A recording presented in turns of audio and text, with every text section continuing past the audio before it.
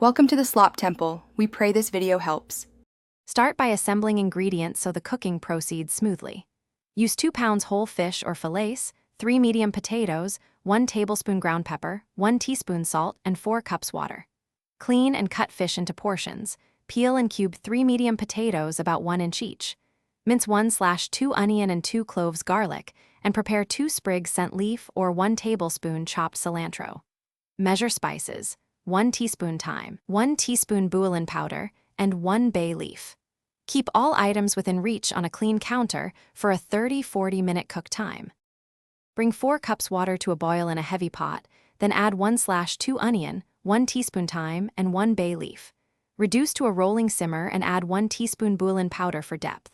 Add cubed potatoes and simmer 10 minutes before gently adding fish portions to avoid breaking them. Once fish is in, simmer fish and potatoes 8 to 10 minutes. Add 1 tablespoon ground pepper and 1 teaspoon salt, taste and adjust. Stir gently, skim foam, and keep heat low so the fish stays intact and tender.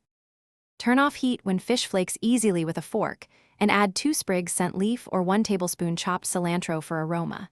Taste the broth and finish with 1 tablespoon lime juice if desired. This balances heat and salt. Serve hot in bowls with extra broth.